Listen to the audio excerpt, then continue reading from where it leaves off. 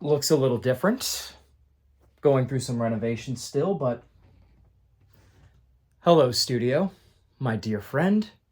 And hello to you too, fair audience. So, without any more delay, 2023. Oh my god, this year was amazing! For game releases, for the industry itself, and I'm gonna keep saying this whenever talking about this year, it was fucking abysmal.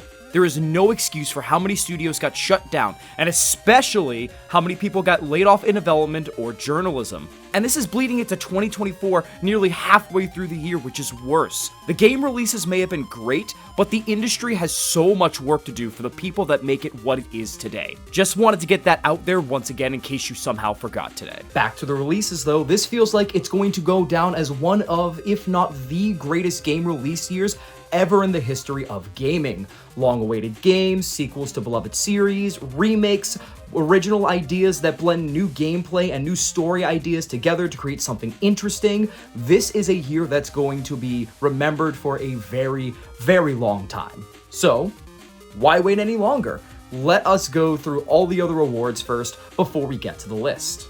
To start off, we have the Collection Dimension Award, and while Etrian Odyssey almost took the award home, I'd be damned if I didn't give it to Mega Man Battle Network Collection. Competitive online battling, battle chip trading, a music player, art gallery, and more amongst every Battle Network game, including the weird split versions of 3 through 6. This collection was long overdue.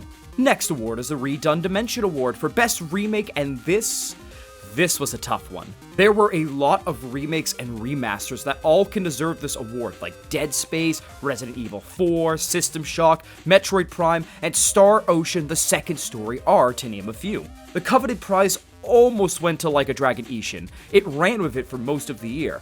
However, there was one game that came in off the top ropes to steal the prize.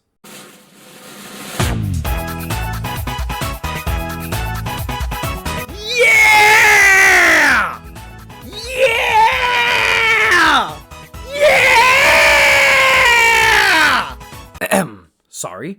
Super Mario RPG Legend of the Seven Stars is a super RPG that I cherish with my whole heart. When I was watching the direct while working, I nearly shrieked on the main floor and counted the days until release.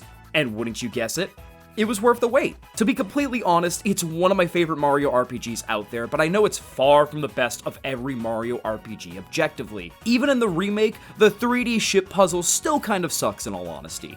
But man, if this remake didn't give it the love it has deserved for so long. The action command input is spot on compared to the sometimes wonky timing of the original on the SNES. The world is beautifully brought to life in such a wonderful graphical style. The soundtrack is astoundingly arranged once more by the legend Yoko Shimomura, with an option to listen to the stellar original arrangement. And the new additions of triple attacks bring everything I previously mentioned together. It was so easy to sink my teeth into, and if it wasn't already a remake and instead came out this year originally, it'd definitely be in my top 10 of this year. It's that good. Seeing Mallow, Gino, and others brought to HD Light brought the goofiest smile on my face. Before we get to the list, let's go through the honorable mentions just like last year and set some ground rules. Opinions are mine, blah blah blah, no remakes or remasters get onto the list, and for a game to qualify, I have to have played most of, if not all of the main game, along with a good chunk of side quests if applicable.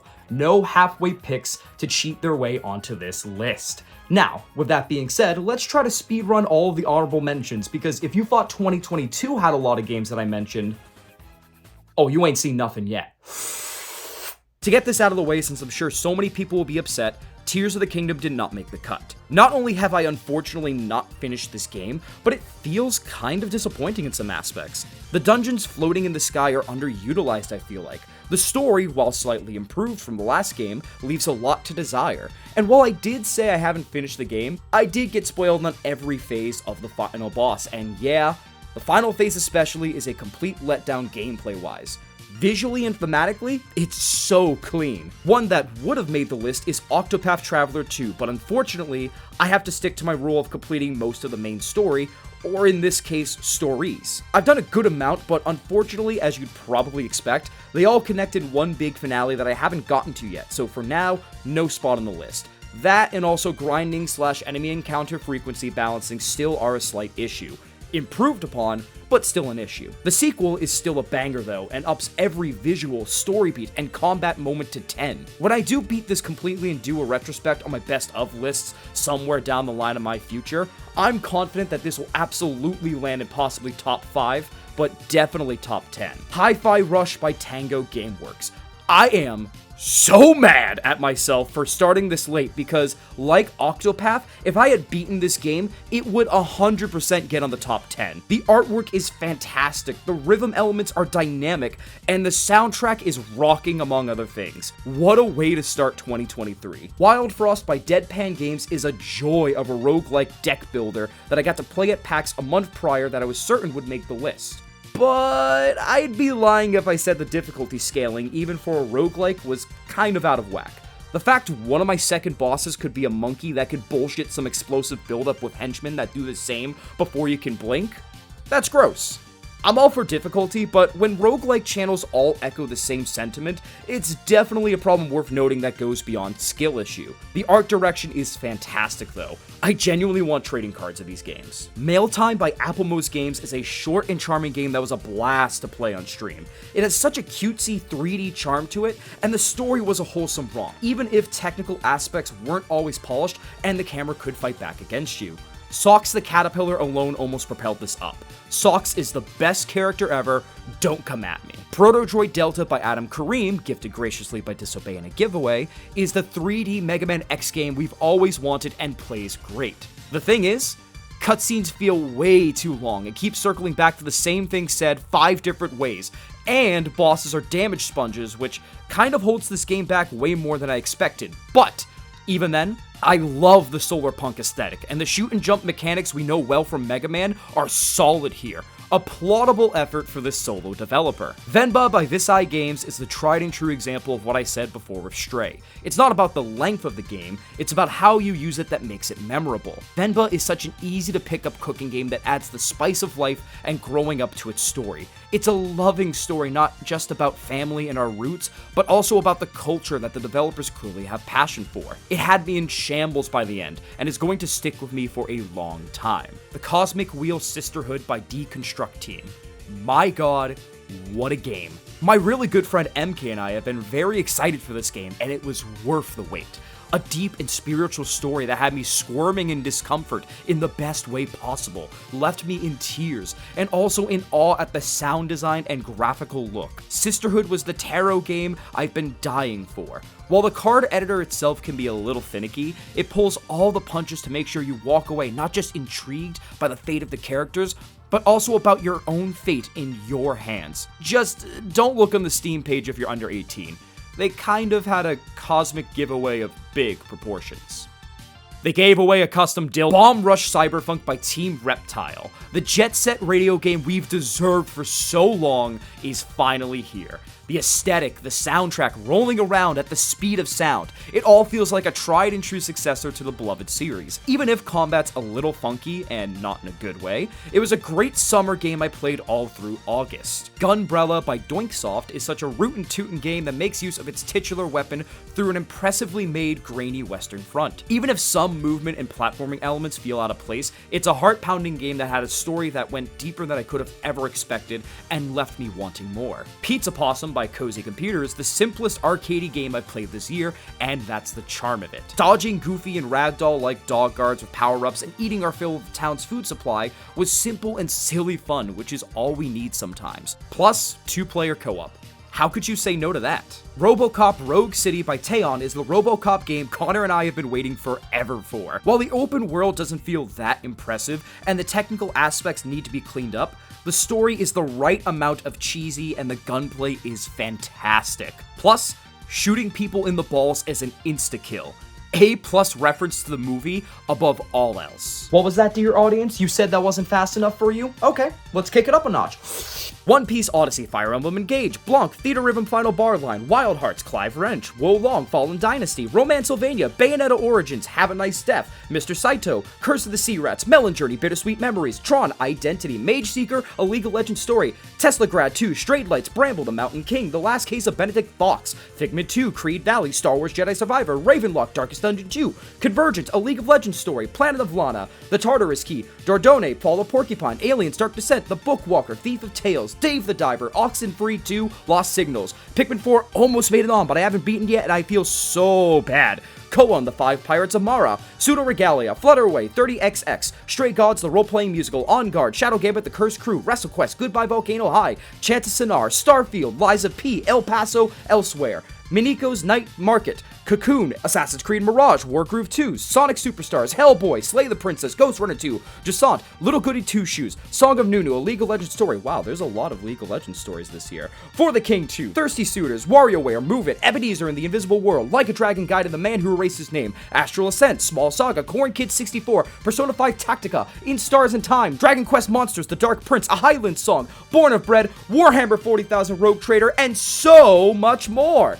Yeah, for reference this year, guys, this was not one take. There was a car passing by while I was almost done with the one take, and I hated that, and that it messed with my confidence. So, unfortunately, this was not a one-take Timmy impressive feat like last year's list.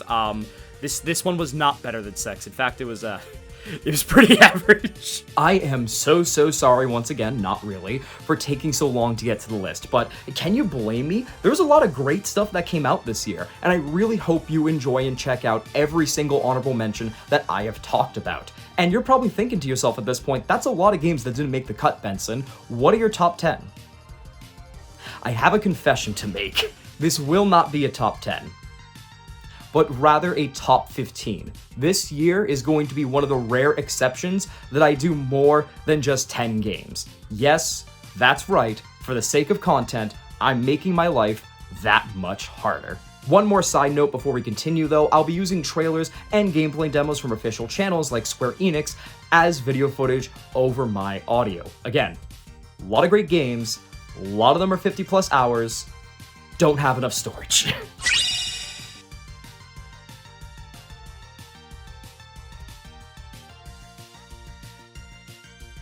Now, without further delay, let's see what made the cut. These are my top 15 out-of-dimension games of 2023. Should probably also mention that I still don't have a budget for a cool transition, so,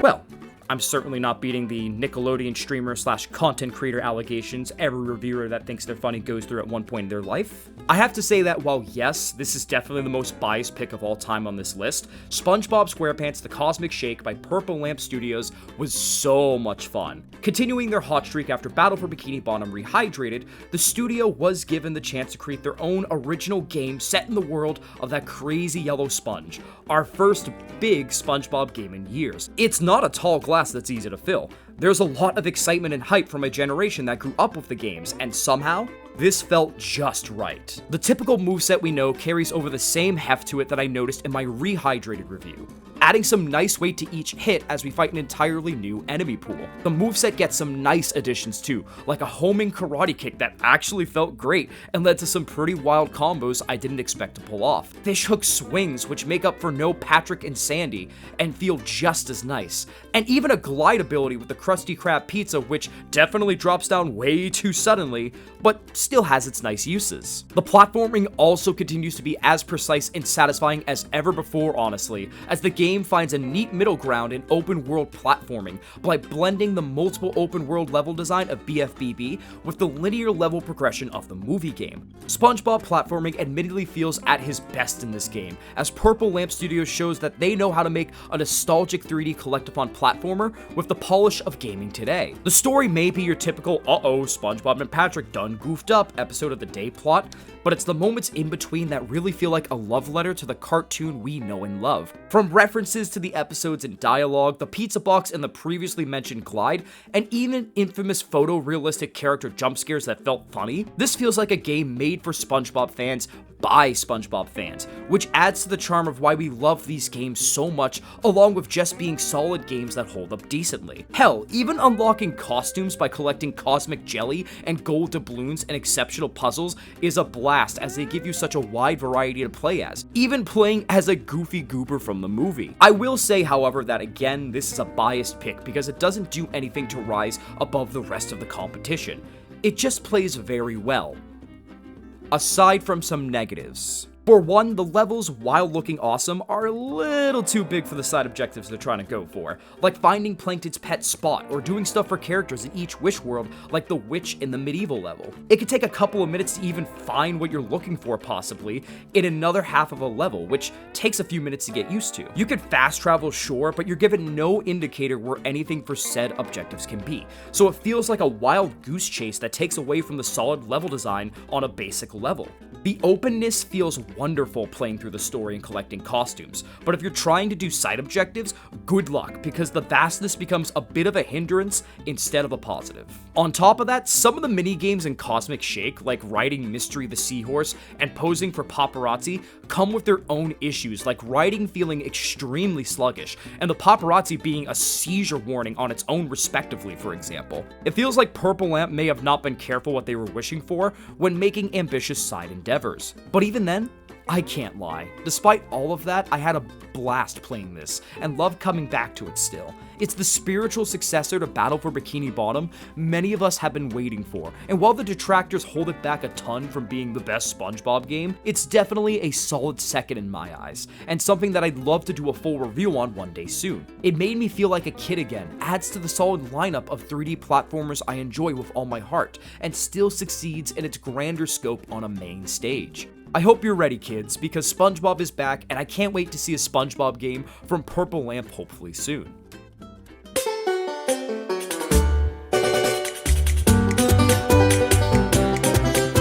Woohoo! Mario is back, baby! Mario Wonder was such a surprise. If anything, it felt like we expected a 3D Mario game again before anything else. But I'm not complaining, because whether you're playing it solo or playing with someone like Kimby, both of which I got to do, Mario Wonder is a solid entry to the Mario library that you can't go wrong with. I'd be remiss if I didn't talk about the art style right away. It feels like every level was handcrafted with the classic Mario style and a bit of claymation to emphasize colors and expressive faces, both of which excel and compete with the best of Mario games as my favorite direction in the whole series. Especially green, purple, and blue get to shine in this bright and joyful game. No bias to the first two colors, of course. And when you run into a Wonder Seed and things get wild, oh man, does the art shine, with skies lit up by shooting stars, running up and down rainbow and starlight roads, bouncing along calm scenes filled with bubbles, and dodging bullets on Bowser's fiery airship. Say what you will about Wonder, but you can't deny that the graphics and art direction are so pleasing on the eyes. The audio design also is pleasing on the ears, as Mario Wonder seems to take on a bit more of a musical approach to its gameplay, as music blocks make more frequent appearances, some bonus levels are nods to past Mario tracks which put a smile on my face, and even your movements have a more instrumental approach to them. Jumps feel like string instruments being plucked, and ground pounds have a drum roll sound that adds to the immersion of it all. It all comes together to be such a feel-good experience. But of course, none of this matters if Mario and the gang don't control well, but I'm happy to report it controls really well.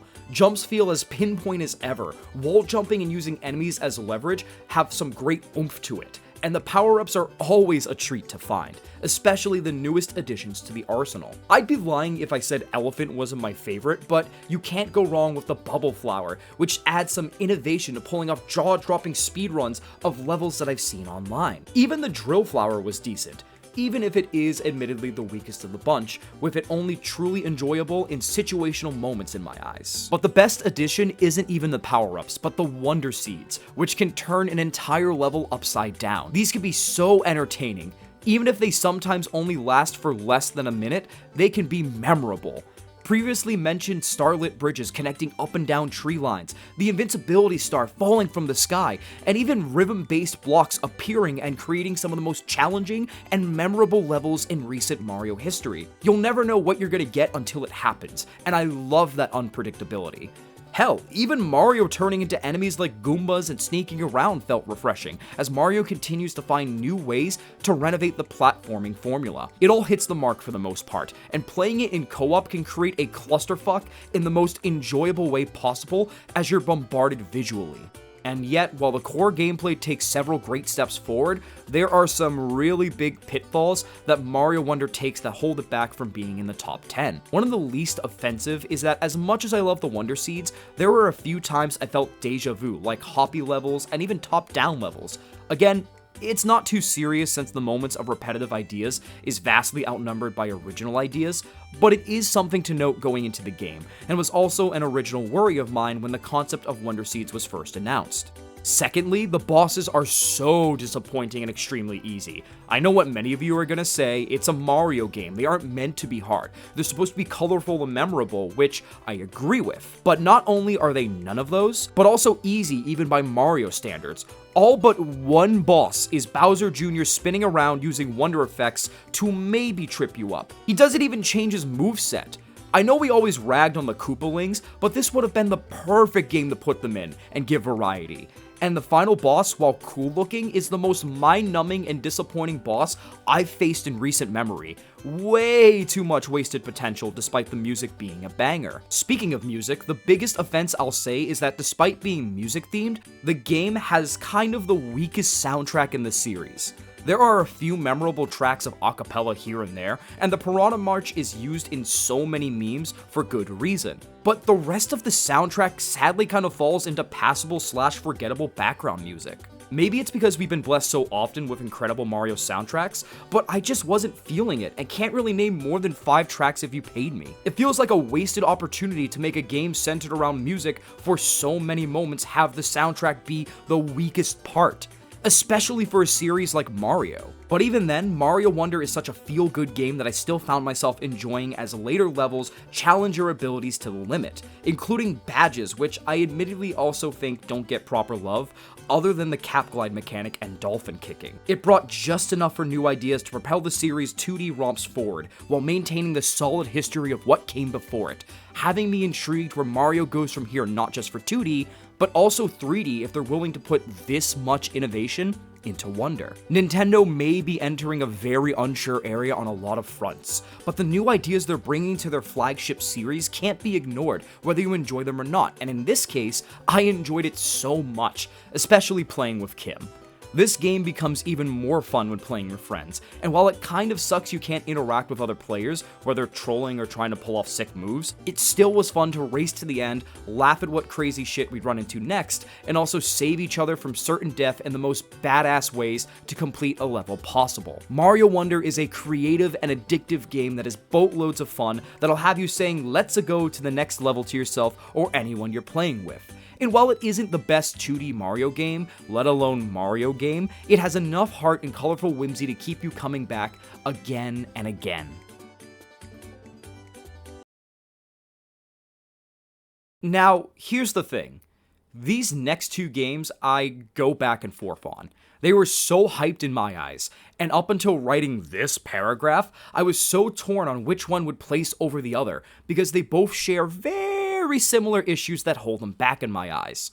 But I came to a decision, and when it came down to it, Final Fantasy XVI, while definitely an adventure well worth the wait, has major flaws in its new attempt at direction that hold it back from being very much in my top 10 like I thought it would. To get the issues out of the way, the side quests are rough and such a letdown. A lot of them can be summed up as either fetch quests in the main hub, fetch quests that bring you to a part of the world for 5 seconds and then back to the hub area, or hunts that, while they can be exhilarating in later quests, can be such a pain to find since you're walking around a large area with context clues on where they are, sometimes barren. It sucks given that the early side quests gave some small heart-to-heart moments that put a smile on my face, even for a second, and the only thing holding them back is just the execution of being in the moment compared to the end payoff. Speaking of early game, woof man. I don't blame anyone for dropping this game for a bit after the first 3 to 5 hours, because honestly, it's such a slog. There's something interesting about how a lot of Square Enix games, for decades now, have a slow start gameplay-wise compared to how intense the stakes can be in the story. While the core gameplay is still solid, I kept feeling an uncomfortable itch as bosses and the story continued to go up in shock and wow factor, while the gameplay was just in first gear. Don't get me wrong, it felt great once Clive's fighting prowess finally started to get some meat to it, but I couldn't shake the feeling that it could have happened sooner rather than later. On top of that, while they aren't outright detractors in my book and rather a mixed bag in the final product's execution, the RPG elements of Final Fantasy XVI, stat buffs, and party members all feel tacked on rather than a main focus. Hell, I could write a whole video on this honestly, since it is still something I understand turned a lot of people off from this iteration of the long-running franchise. And yet, despite all of this, Final Fantasy XVI still turned out to be such a bombastic time that I won't forget. For one, the story is still wonderful, with interesting themes of confronting yourself and the powers/system around you set in a medieval world. It had many beats that left me wondering what was going to happen next in the power struggle of several different kingdoms as our heroes attempted to understand all of it. As for the characters themselves, they're all solid and helped enhance the story experience. Jill was lovely. Sid was easily one of my favorites, honestly, with his snarky attitude and suave appearance. And Clive, while not one of my favorite main characters in the series, still was a great lead that packed a lot of emotion and power in his story. I found myself growing so attached to these characters and had several times where I genuinely stood up and yelled at the top of my lungs for them and what was going on. Despite everything side game wise, the main story is a journey I gave a standing ovation to by the end. Another part of the game, while not getting a standing ovation, that had me standing from a constant adrenaline rush is the combat. I mentioned earlier how the gameplay didn't progress in sync with the story for the first few hours, and while I do stand by that point, it doesn't mean it was poor at all. If anything, the action RPG combat soars to new heights that I'm fascinated to see Square possibly utilize from here. The combat feels like it's gotten faster with a bit more rhythm to it.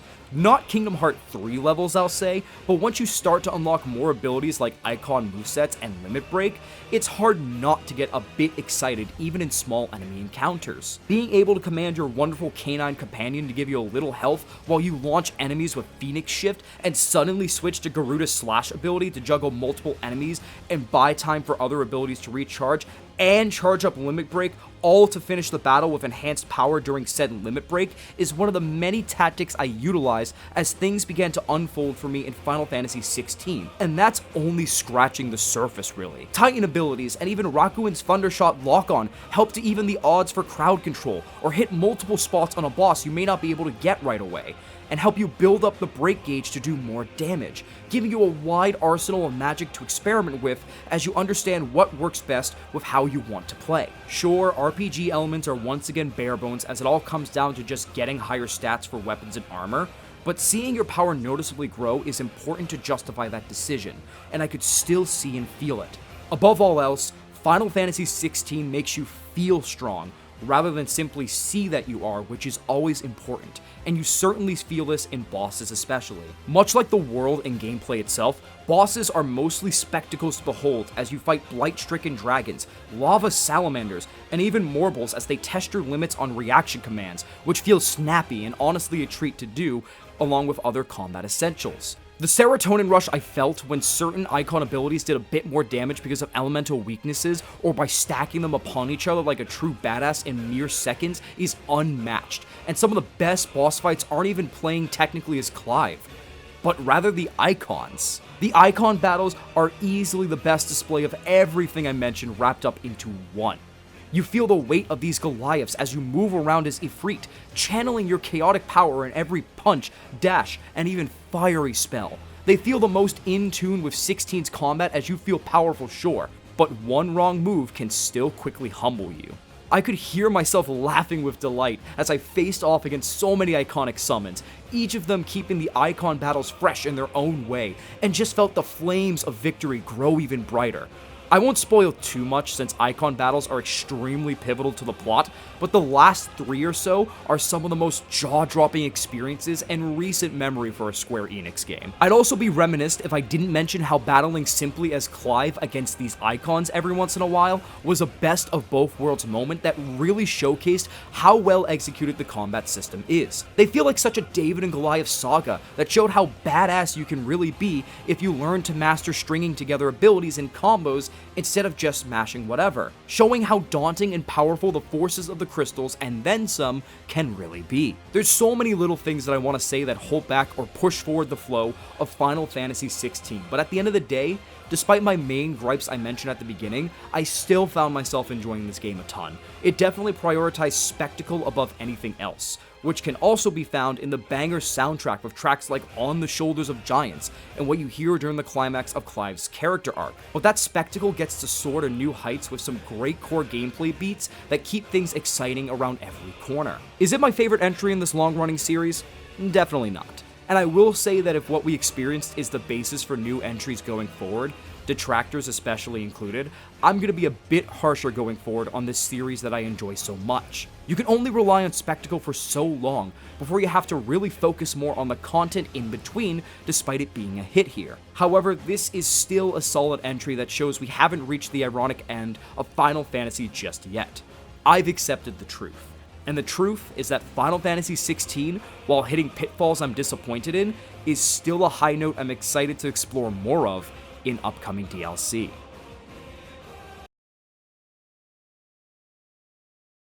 Now, here's where things get interesting for this next entry, because while it shares a lot of issues Final Fantasy XVI has, as mentioned before, Spider-Man 2 also has issues that 16 doesn't really have. To get the general issue out of the way, again, early game combat is rough.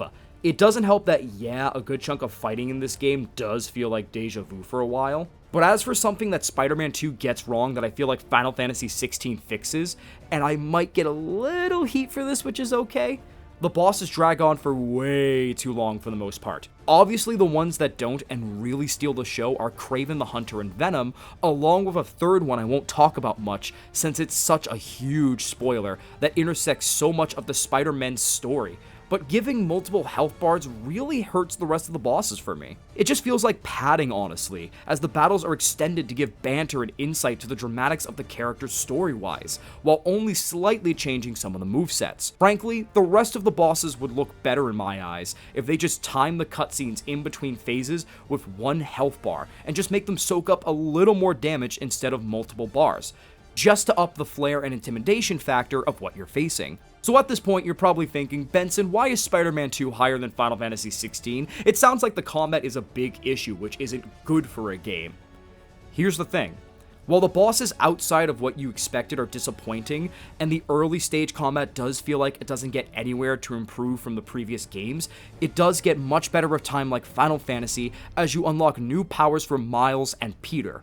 But what it also does until those points is play it smart with enemy variety, even slightly. For example, solidifying Sandman's cronies by playing as Miles with his Venom shock powers does wonders for pacing yourself in battles, and even having to play a cat and mouse game with the flamethrower wielding henchman halts you from mindless button mashing and makes you change strategies, even for a few seconds, which can make all the difference in pacing your game. It's the little things like that that give Spider-Man 2 the one-up on being number 12 on this list instead of number 13. On top of that, I can't lie, the boosts you do get with new moves are extremely satisfying, with the symbiote suit obviously making you a complete monster that demolishes everything in its path. Gadgets like web bombs and more also give you leeway on the tougher and more adaptive enemies from the likes of Kraven, balancing the familiar with the new in genuinely smart ways that keep changing your perspective on the worst New York throws at you. While you're fighting the worst though, what Spider-Man 2 does really well is showcase the best of the game through its side quests.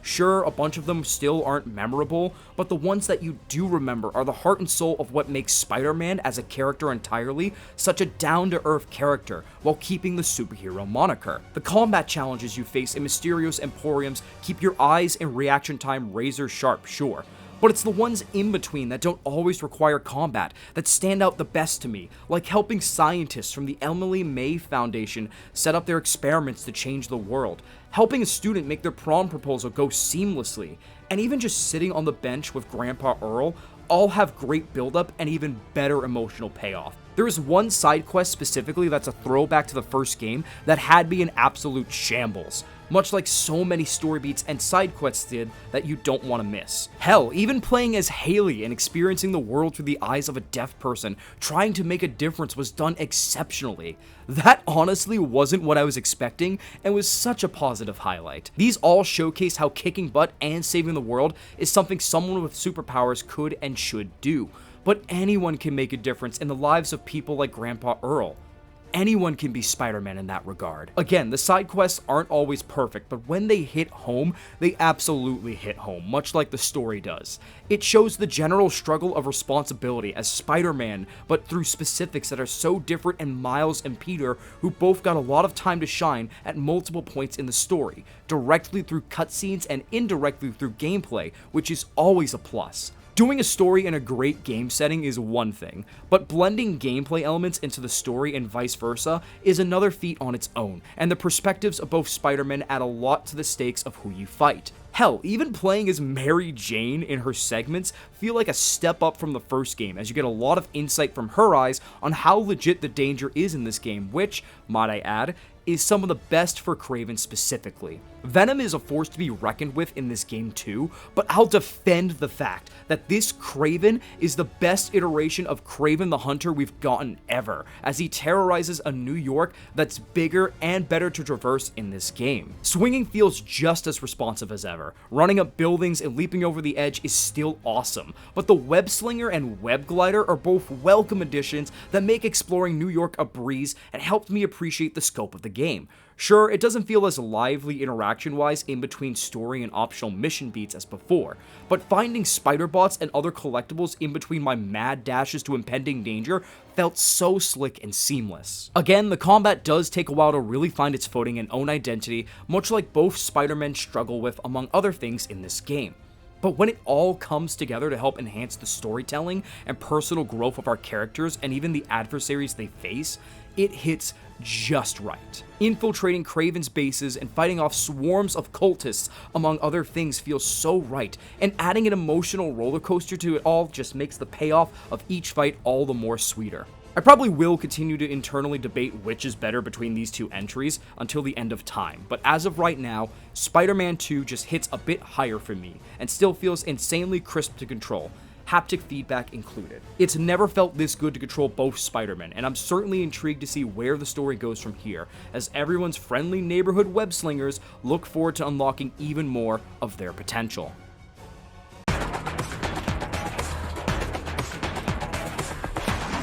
What you may have noticed about me if you follow this channel and my other endeavors long enough is the lack of shooters that I talk about in any way.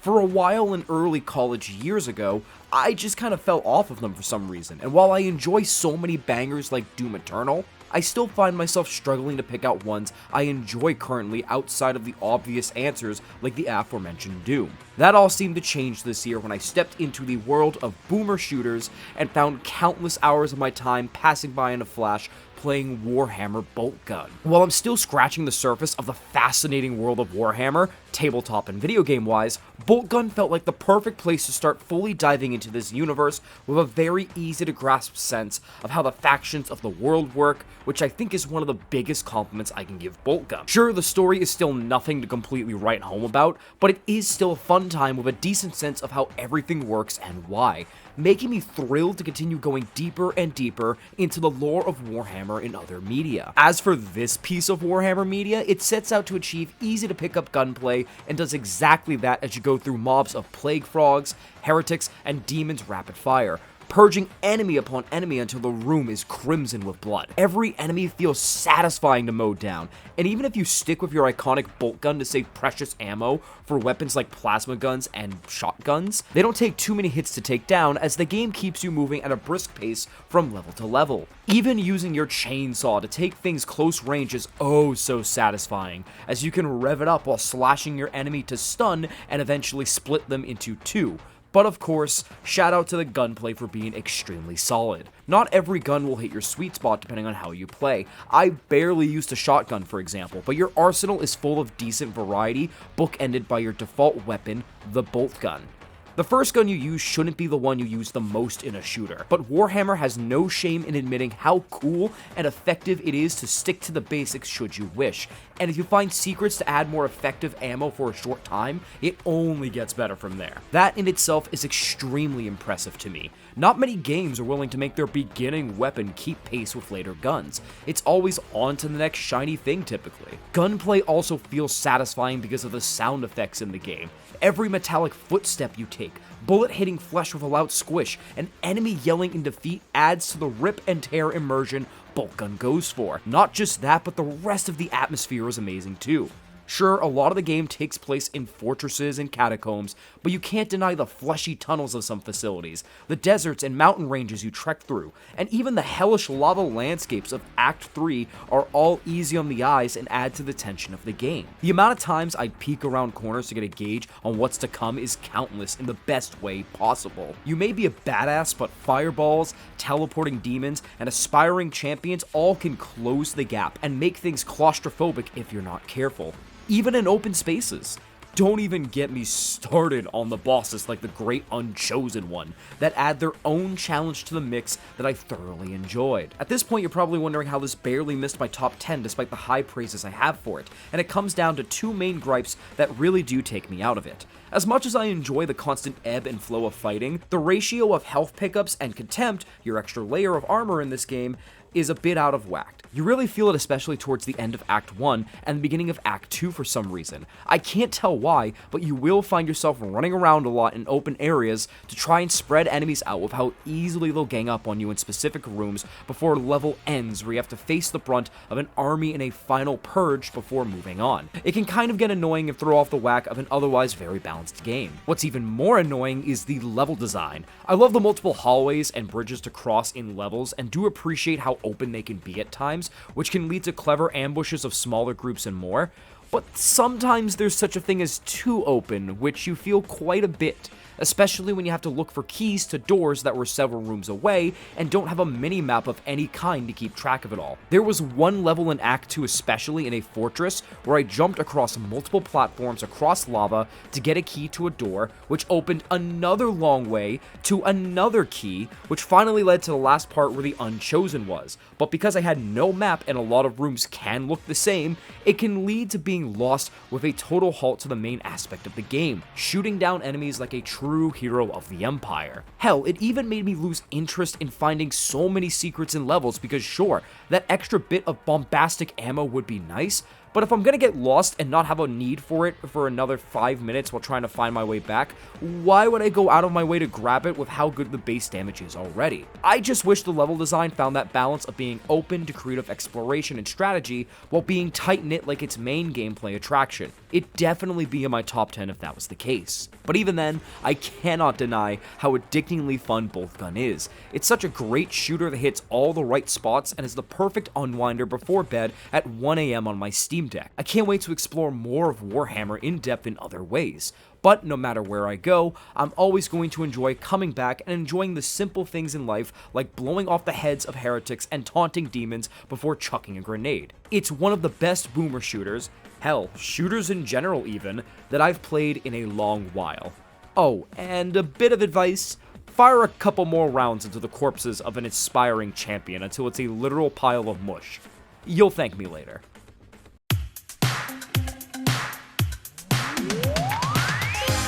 Kicking off the top 10 of 2023 is a unique horror game that takes place in a single location, sure, but makes the most of it while being live on air. Killer Frequency by Team 17. You play as a late-night DJ named Nash, who suddenly finds himself entertaining insomniacs across a small town while simultaneously saving lives on a whim as the town is once again terrorized by the legendary serial killer, the Whistling Man.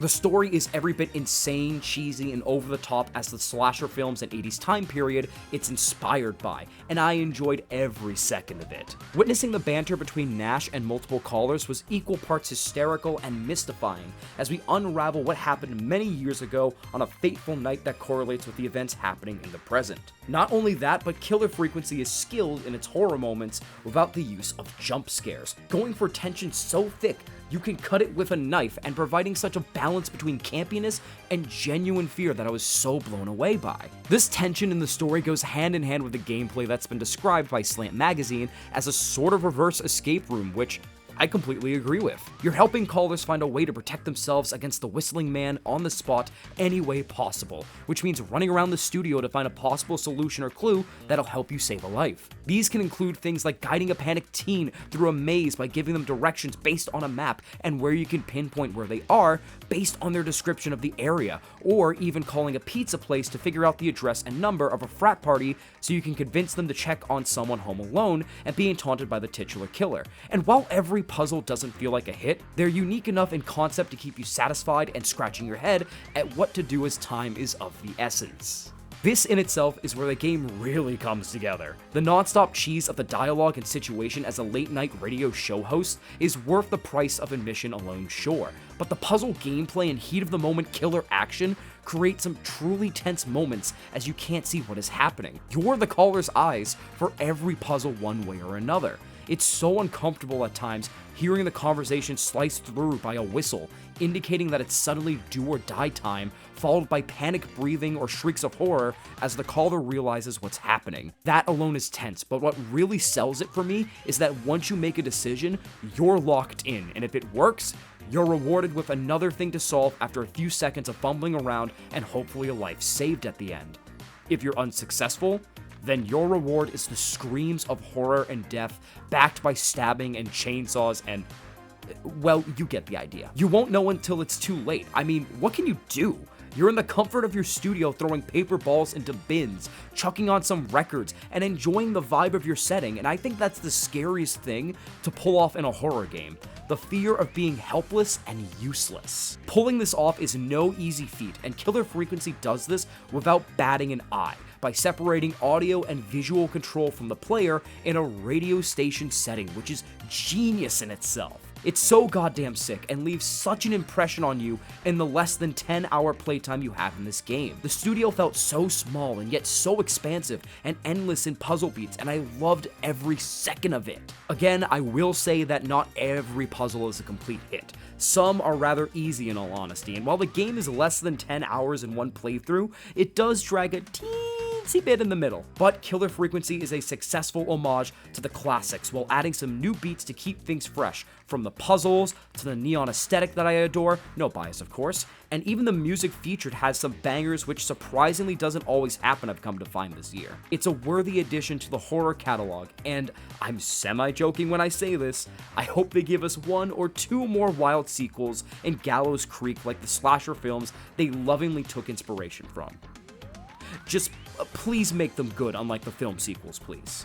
That's one aspect of paying tribute that I'm more than happy to leave behind.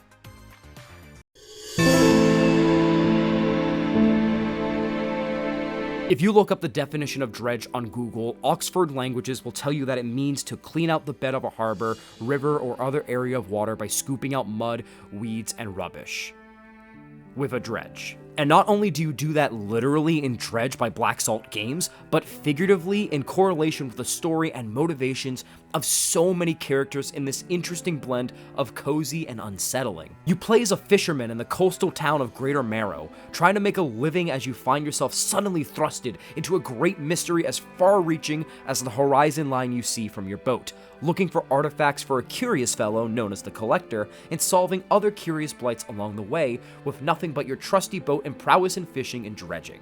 Nothing more and nothing less known by you in the dark of the night. What I have to give props to is the successful usage of Lovecraftian horror to make the blend of cozy fishing with unsettling horror so successful.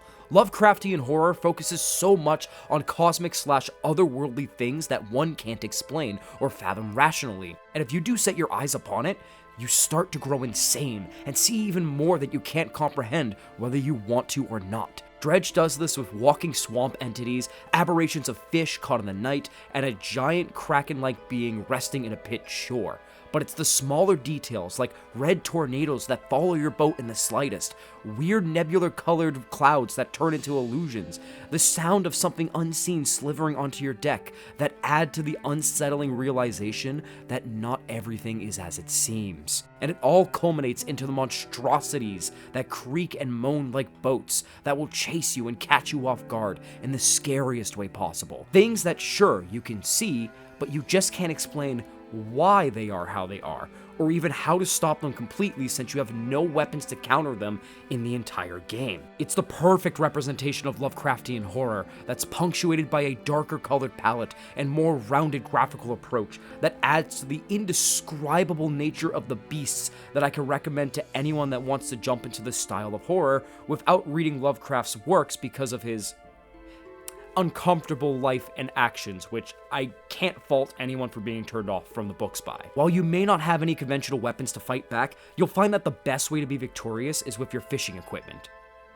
Which isn't the best against Leviathan, but stay with me here. Fishing is such a crucial part of the game as you not only trade off fish and knickknacks to earn money for upgrades to your ship and better equipment, but also to earn supernatural additions to your ship by giving relics to the collector. Some of your best chances for money also lie in aforementioned aberrations that only come out at night, but that comes at a risk of being attacked if you're caught in one spot for long fishing, which sounds like it could be a problem right away based on common fishing mechanics to have you wait until something bites, but Dredge solves this easily by giving you a mini-game where you have to time button inputs in a few second interval to pull up what you need from the depths, which is extremely applaudable. It not only cuts down on grinding for fish and supplies exponentially, but also makes it easy to turn tail if things get too risky, which they certainly will, adding a healthy risk and reward system that's already satisfying in trying to fish and traverse at night. I already mentioned the illusions and such before,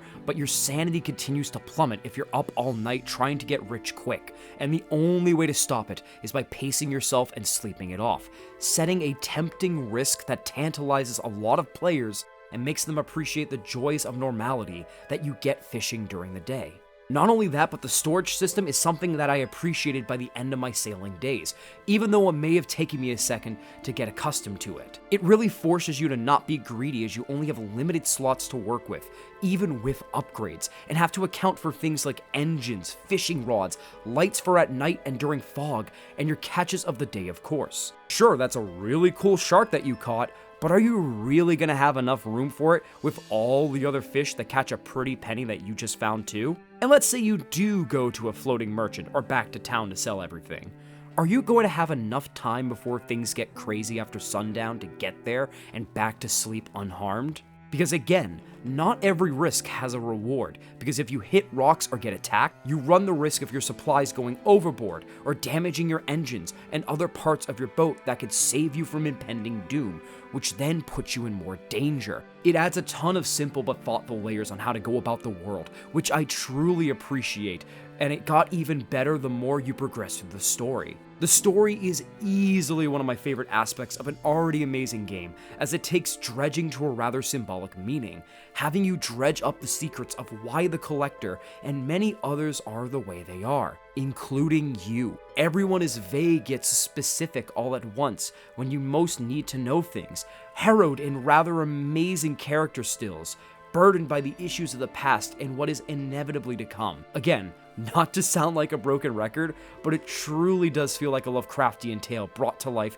in every sense, and I love it so much. It leaves a ton to the imagination while giving you just enough to understand what's happening like the gameplay itself, creating a perfect marriage that is the Dredge experience. Not everything is smooth sailing, admittedly. The supernatural upgrades aren't the most useful. I only use teleportation and dashing really. They're good if you want to use them, sure, but they're not exactly required and just feel kind of there, which sucks. On top of that, I'll admit that finding upgrades for the ship specifically can be a bit of a pain in the ass, especially metal scraps which don't really respawn in specific spots after time, like cloth for example. leading to stagnation sometimes, to upgrading your ship's speed, hull, and especially your storage, which leads to a lot more storage handling than needed in the middle of the game as fish and fishing equipment get bigger. It just feels like a slight oversight in what's otherwise a very beloved game loop that took me out of it for a while. Despite those rotten spots on an otherwise insanely good catch of a game, Dredge is another case, much like Ollie Ollie World, of a game that blends two genres and ideas that I never pictured working well together seamlessly, with an insanely simple gameplay loop that adds layers the further you progress for players of any variety. It beckons you to dive deeper into its depths and uncover everything it has to offer in its expansive waters, all while being backed by an admittedly soothing soundtrack that has sinister undertones to it. It's a love letter to everything I adore about abstract/cosmic horror, while giving me a cozy game itch that I always love having scratched in just the right way. Should you find yourself in the murky waters of Greater Marrow, maybe consider the DLC for the Pale North that came out last fall. I know I'm gonna finally, but be warned, not everything will be as it seems, as seen in the finale of the base game that had me speechless as the weight of the world and the weight on our protagonist's shoulders collapsed into the sea altogether. Truly a wonder to behold, as beautiful as it is horrifying.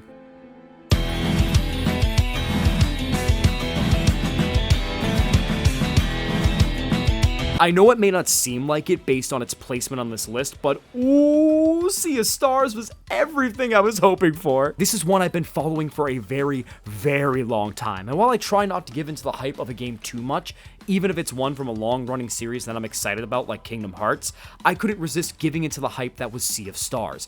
An indie RPG with gorgeous pixel graphics in tribute to the SNES and Game Boy Advance RPGs, rocking soundtrack made by Eric Brown and displaying 10 tracks made by the legendary composer Mitsuda, yes, the Mitsuda who composed Chrono Trigger and even the original Mario Party, and interactive turn-based RPG combat. You're speaking most of my languages at that point, man, and every second kept getting better and better. The tale of Valere and Zale, while the familiar road of conquering ancient godlike deities with a splash of interdimensional travel here and there, has its own unique twists and turns that make following the Solstice Warriors special in its own right. Filled with tongue-in-cheek humor, especially with the pirate crew of Captain Cliché, that had me genuinely laughing at its fun pokes at RPG tropes that even it's not innocent of. Extremely shocking plot points that had me especially pissed off during stream, and many, many emotional beats between characters.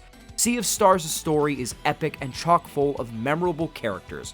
It goes without saying, but where are all my Garl fans at especially? On top of that, is it safe to say this is one of the most gorgeous pixel-styled games I've seen in a good while? This isn't a dig at any others, since 16-bit pixel games look really great one way or another, but rather a testament to the art direction of this game. Snowy peaks and blizzards, amazing tropical island backdrops, and even futuristic societies all come alive as every backdrop detail gets to pop with bright colors. Even the darkest corners of the dwellers' lairs get some maroon and violet shine in the best way possible that showcase how horrific the situation is. And that's not even going into character models that look wonderful in cutscenes and in town, but get even better as their animations dazzle in battle, which is good given how much you have to pay attention to combat to block attacks and land hits. And my god, it feels perfect. Some RPGs, as I've mentioned in the past, have a tendency to have input delay even by a split second, which makes all the difference in an intense battle. Here, you can feel how slick and instant each attack is with your button input, not just by swinging your staff as Valere or scimitar as Zale, but by using abilities like Moonerang and Sunshot that not only ease you into how combat works, but reward you for mastering it no matter how long it takes. Add on potion bombs from Rashawn and even poisonous strikes and drop kicks that add another tick to the enemy timer by Sarai, and the moveset is as diverse as the cast and will require many different types of reaction time to make the most of your heroic actions. And yes, I did mention an enemy timer, which I think is the best thing Sea of Stars has going for it in my opinion. Different abilities and main attacks have types to them like sun and moon typing or blunt damage, which is useful not just to do super effective damage, but also buy you more time as there's a countdown for when an enemy attacks. A roulette will spin and show you what attacks will disrupt an enemy's flow. You don't have to do them in any certain pattern, they just have to all be done to freeze a foe in their tracks and give you an extra turn or two without damage. But all timers are in sync, requiring you to think fast and strategically to make sure you don't completely get bombarded. Do you go for an area of effect attack with Zale to take out 2 enemy sun requirements? Or do you use Moonerang not just to take out a moon requirement multiple times if your timing is right, but also do decent damage to others? Or if you're really stuck, do you buy yourself another complete turn with your party by drop kicking with Sarai? The possibilities are absolutely endless, and the timers add a layer to an already interactive and solid system that keeps you on your toes instead of mindlessly pressing buttons to do more damage and such. You can tell the developers did their homework and want to improve on amazing systems of RPGs past because these timers do so much, and not only that, enemies can still hit you with regular attacks once they regain their cool before going into the next big hit attempt, preventing a complete cheese of the timer system, which shows awareness to everything Sabotage crafted. Add on rewarding you for blocking and hitting on time with the chance to do flashy team attacks, and you have a gameplay system that pays homage and simultaneously tries tinkering with the smallest ideas to tweak things for the better in a way that continues to impress me every time I play. Going back to RPG staples and gameplay loops, the dungeons and puzzles in this game are rather simplistic and straightforward, which is far from a detraction, but rather extremely positive. The studio knew the main selling point was going to be the combat and what sick boss battle you'd find next, and made sure that even something as infamous as water temples was a near painless experience that I truly enjoyed. Again, truly respectful and well done self-awareness by the development team. Everything I mentioned comes together in such a seamless package so beautifully, so incredibly, and so skillfully that I have the largest grin on my face and wonder why I have this only at number 8. And then I remember why. As much as I do think the combat system and every bell and whistle in it is A+ material, I can't lie, some abilities still have a slight spam factor that really can make things easy if you master them. Particularly Moonerang. It's the most overpowering ability in the game that you can really get going before your other members even blink, especially if you have Valerie absorb 3 levels of mana to boost it even more, kind of taking away from the fun of everything I mentioned. I mean, for God's sake, I did this in the first hour of the game and kept hitting 20 to 30 combo hits nearly consistently. I know it's easy to ignore an ability, that's a good argument, but the counterpoint is that this ability is still useful for grunts that have nothing but moons and their timer roulette. Also, Sarai has nearly the same thing, so let's be honest, it was one or another really. On top of that, my biggest gripe of the game is its handling of the true ending of the story. Not plot-wise, because oh my god was it handled with such care and had me feeling 70 different emotions at once, but rather gameplay-wise. There is a lot to do to accomplish this ending, and while some of the requirements aren't that bad, stuff like collecting rainbow conches is disgusting. I enjoyed the other side quests, sure, but they are all across large vasts of the land, which feels like a chore after a while to do. Again, I know the counter argument I can hear a mile away is, well, don't go for the true ending, which, again, is totally valid. But since you're being rewarded with more story for doing a majority of side quests, why wouldn't you go for it while you were there? It feels like they're rewarding you for trying to explore the world and get closer to the characters, but it kind of falls a little flat as it overstays its welcome, especially its rainbow conches. But trust me, once you experience the story, you're gonna want to go for the true ending despite that.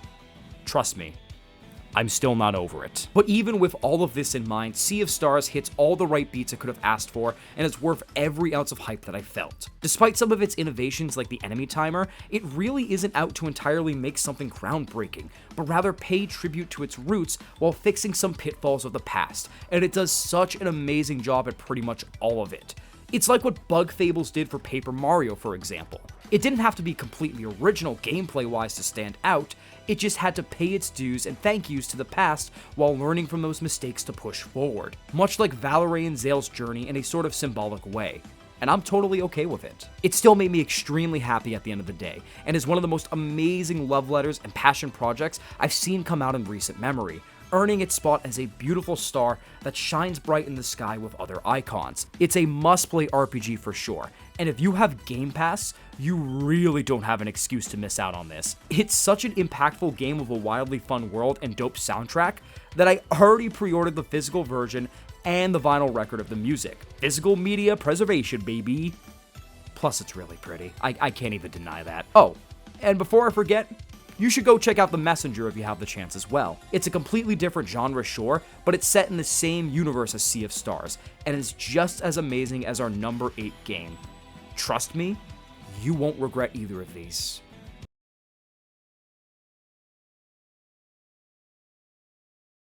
Hey, remember when I said I went back and forth on Spider-Man 2 and Final Fantasy 16? Yeah, well, that wasn't the last time. These next 3 slots are the same situation. It really comes down to the finest of details, in all honesty, for these 3 games that are very much different from each other in so many ways. But, despite everything, I'm beyond happy I space dived into A Space for the Unbound. An adventure game set in Indonesia, you play as Atma and explore your hometown with your girlfriend Raya as you come to grips with your superhero-like abilities and the world around you, discovering fantastical pockets of psyche while trying to make the best of your final moments before your lives change forever as you graduate from high school and go forth into adulthood. And yes, this game does go further beyond that and emotionally fucked me up. Why do you ask? In all seriousness, A Space for the Unbound handles themes of guilt, mental health, growing up, living in the moment, and so much more of such maturity and artistic vision that I'm absolutely blown away. The game will take about 10 hours to complete, but you'll feel like you've known these characters for decades by the end of it all. Not only are Atma and Raya written with such passion and care, but also other side characters that you interact with one way or another. Sure, the Quiz brothers aren't necessarily the most thought-provoking in this game, but their goofy nature and integration into objectives, side and main, still got a decent chuckle out of me. On the opposite end of the spectrum, people like Lulu and Eric have so much depth to them that I genuinely had no idea what would happen next. You may think you understand what is going on, but as I've learned many times in Space for the Unbound, sometimes you have to dive deeper to really get to the root of the problem, and even people's way of thinking, which adds to my previously mentioned mature handling of the story. I was bawling my eyes out at 3 AM sometimes, with how each chapter would end as Atma and Raya not only try to do everything on their list, like seeing a movie together and petting the fluffiest animal out there, but also tangled with others, themselves, and especially each other on many levels. Above all else, this is worth the price of admission for its story alone, as you get to see that there is always a price to pay for trying to interject yourself into someone's way of thinking. It doesn't always end well like you might see in, say, Persona, but can be realistically horrible and lead to an altering of one's self along with whoever you're trying to save heroically. It's poetic, shocking, and such a graceful look at the psychology of people amidst other themes I've talked about. That is nothing short of fantastic. What's also fantastic is how the gameplay integrates its other themes like living in the moment. You'll be running around town fetching this item for this person and finding this solution to this problem, sure, but it all doesn't take long as the bustling town is rather compact, and not only that, a lot of it is done through minigames, which I love. You'll be taking on bullies like it's a fighting game one second, collecting evidence in the real world for a space dive trial the next, and even surfing the internet to progress. Albeit distracted by cats and sketchy links on that one. Hell, even trying to juggle a soccer ball in the air has its own purpose for things on your list, which is nice. It feels like every minigame and objective has a purpose in some shape or form, which is great, keeping things decently paced for the most part. Not only that, but it goes back to the lighter themes that you'll take away from this game, like living in the moment. I loved watching Atma and Raya reach for popcorn in the movie, only to awkwardly touch hands, pet every cat in town and grow attachment to them by choosing their names, and even cut class to go out on the town because it meant that they were living in the present instead of looking back on the past, or even fearing the uncertain future like we see many times. They're at their happiest here, and it truly speaks volumes when everything they do with a purpose fills you with a purpose and satisfaction like never before. Something adventure games don't always understand somehow. But this all culminates together gameplay and story-wise in one of the biggest moments ever. Space diving. Atma's power of space diving, the power to jump into one's inner mind and thoughts, leads to some of the most wondrous puzzles and complex pieces of dialogue I've seen in a long time. They don't overstay their welcome in any shape or form, and every space feels unique enough to the person's inner struggle to keep you on your toes, feeling almost Miyazaki-like as you frolic with cats and try to duck werewolves baking pastries in the best way possible. You'll never find yourself stuck for long, even if it's trying to redirect water through pipes to douse fire or redirecting electricity to open doors, making it easy to progress without stressing yourself too much. And once you do solve it all, the already visually gorgeous game gets even better in a symphony of gold and starry whites. It's truly bliss. I will say what lands it at number 7 is that Chapter 2, while still enjoyable and sticks the landing with minigames and other beats having a purpose, is rather long and paced oddly story-wise. It truly explodes in such an intense way towards the end, sure, but compared to how the other chapters are, it does slow down quite a bit, honestly. That, and it kills me to say this, while I did enjoy petting all of the cats, it was a pain at first to realize that I missed one in a specific spot that barely had anything to do with the story beat, and now I can't go back to pet it, almost halting me in progression to the main ending. It's not the worst thing in the world since you can reload a save if needed, but between that and the letters you collect to spell a word, it does feel like a weird roadblock to possibly make you replay an hour or two of story you already did, which is a dangerous pitfall. But much like the rest of this game, A Space for the Unbound is more than the sum of its parts. It's more than just an adventure game. It's one of the most thought-provoking experiences I've had in a while. It is absolutely heavy if you haven't picked up on that already, so tread at your own pace. But once you give it a chance, I can assure you, you won't regret it.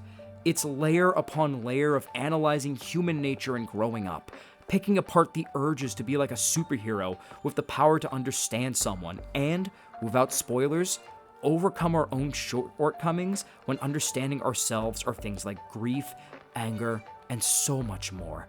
Even despite the gameplay shortcomings I mentioned earlier and a couple specific nitpicks here and there, this does something that transcends being described as media, and why I love analyzing and being a part of entertainment in general.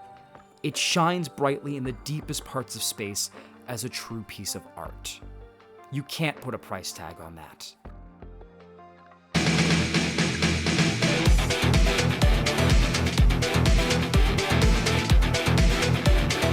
I don't talk about it a lot, but one of my favorite series growing up is the Mega Man series. I love running and gunning with the Blue Bomber over the years, and every game and sub-series he's been a part of has been nothing but a hit in my opinion.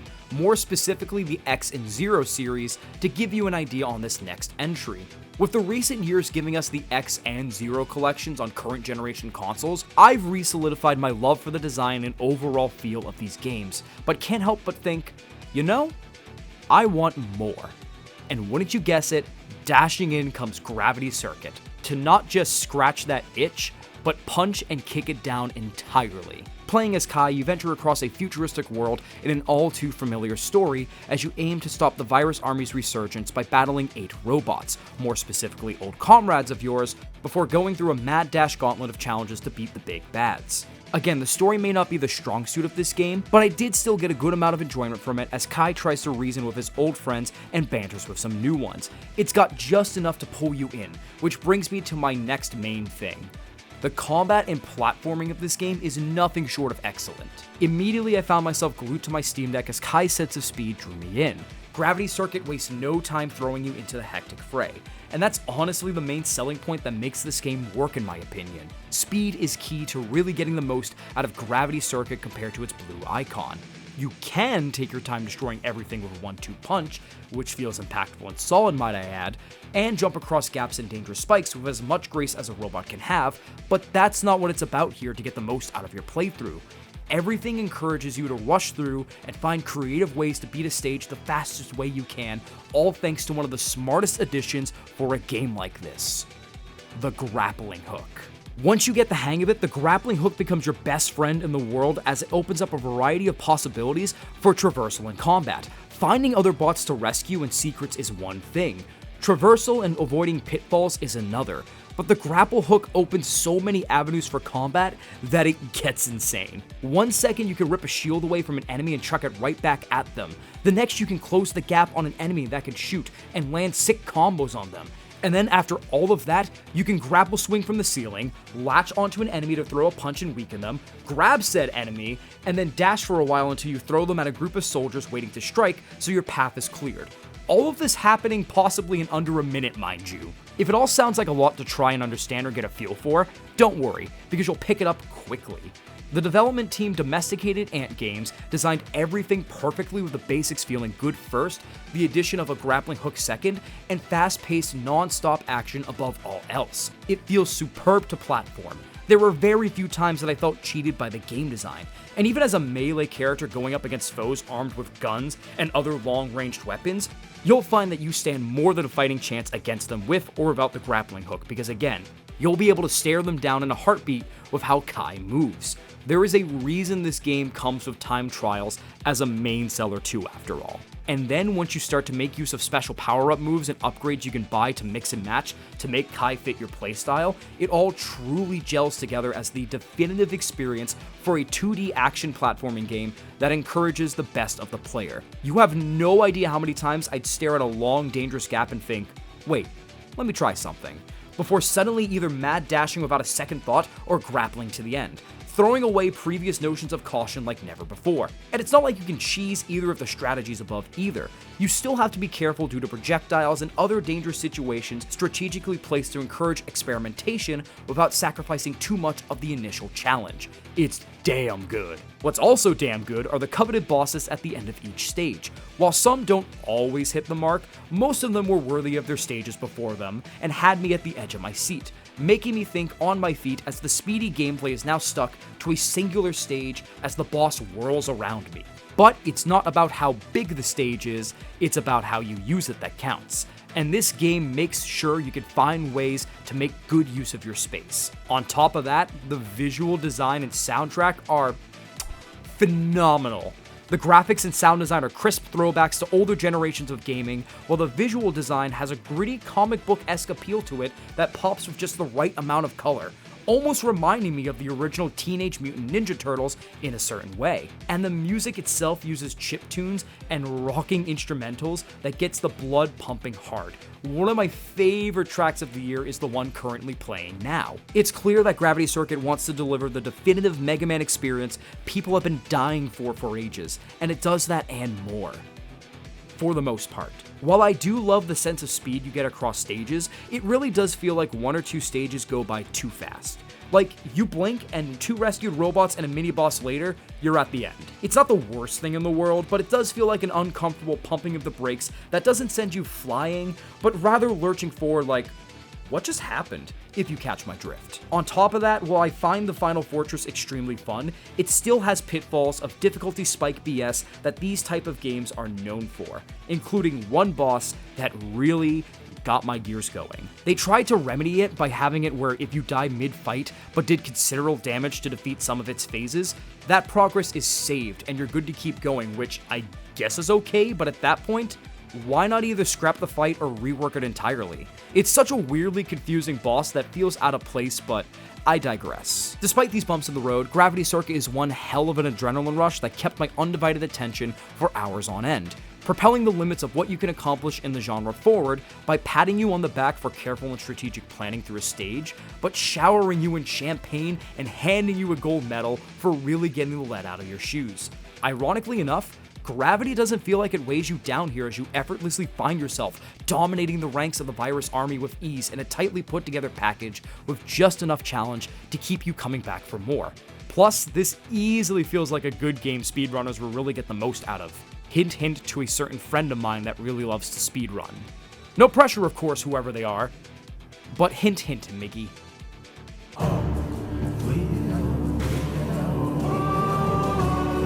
I love this game. I really, really love this game with every single fiber of my being.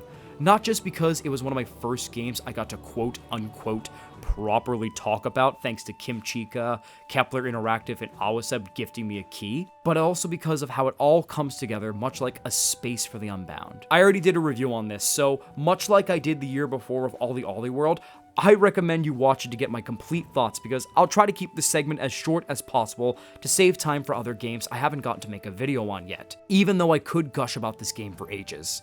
Trust me, I absolutely did, could, and would do it again. What makes Chia so replayable and beloved in my eyes, despite my gripes with some collectible elements in combat, is the element of open world exploration that really does harken back to the previously mentioned Tears of the Kingdom and its predecessor, Breath of the Wild. But it isn't just the idea of freely soul jumping into a bird and shitting on random people while flying to my destination at Mach speed that makes the game so great. It's how it weaves its gameplay so beautifully and seamlessly into its story and themes of family and being one with your roots. The story and culture of Chia are insanely heartfelt and beautifully in tune with the gameplay as you find yourself strumming a ukulele with loved ones 1 minute, and then defending said loved ones by destroying fabric soldier factories the next.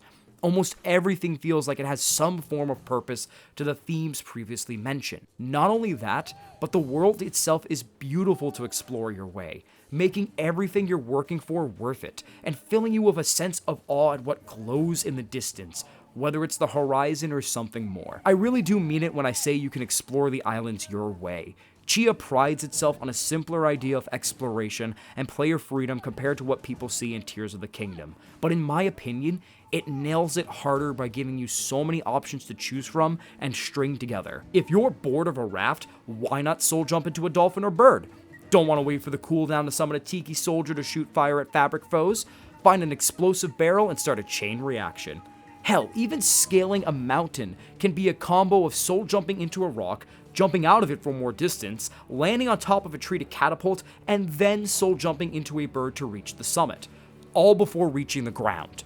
Again, I have my gripes, and I could go on and on, but go watch my video if you're completely interested. No shortened speech can do how much I love this game justice, and even then, the announcements of a free update in March to coincide with the Steam release looks to at least remedy my combat issue possibly, along with other fun additions, so the game only gets better. Chia was a game I had my eyes on for a while, and I walked away loving it more than I ever imagined. So much so that even though every nominee in the Game Awards Games for Impact was deserving, I almost cried and cheered when Chia was announced. It's such a beautiful game that I will never shut up about. So much so that mid-writing, I decided that this jumped up from 6 to 5, so yeah. Whoops.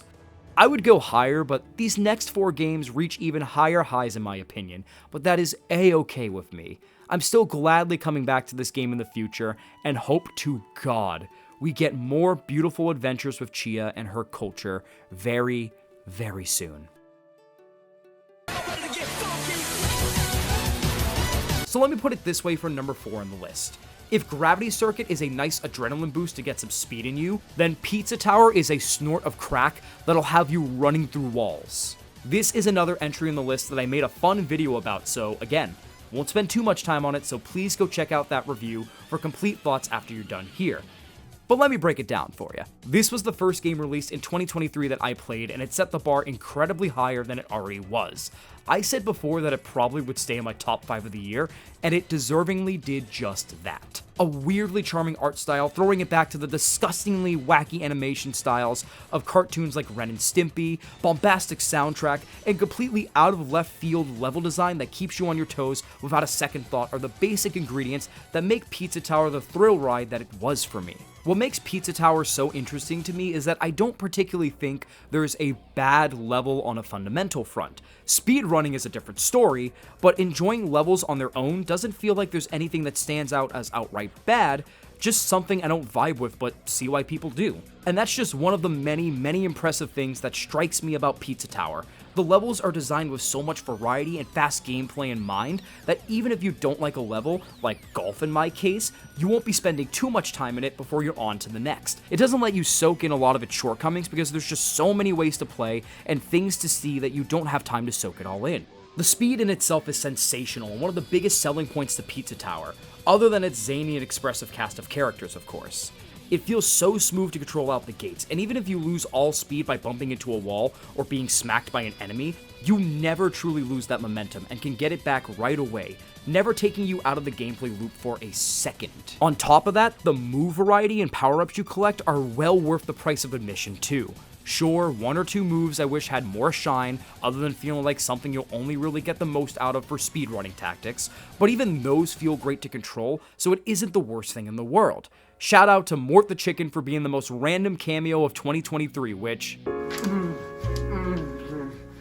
yeah, I enjoyed his gameplay to say the least. What I also enjoyed is the fact Pizza Tower not only encourages studying its level design through patterns you'll pick up in various creative ways, but celebrates it rambunctiously. You'll never lose your flow by taking advantage of looking at your surroundings on a first playthrough, because you'll be rewarded with a good score maintained after pizza time. All of this culminating in the biggest test to make sure you are paying attention once you test yourself against the solid final boss. It truly is something special that Torte Pizza created here. Again, I could go on and on, but go watch the video after this for the more comprehensive thoughts. This is just a taste of what Pizza Tower has to offer you. Just make sure you're ready to get funky when all is said and done. And go check out the patches and other content coming out that fellow Pizza Tower fan Nappy has told me about that makes the game even better. Just some advice.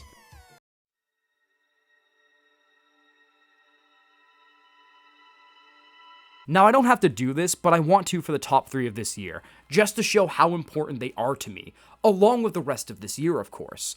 I did my list for 2022 and also considered it an amazing year, and if I'm going to continue making these videos, I like to look back and compare the years as a whole, even if certain games in the top 3 and above are better than the collective.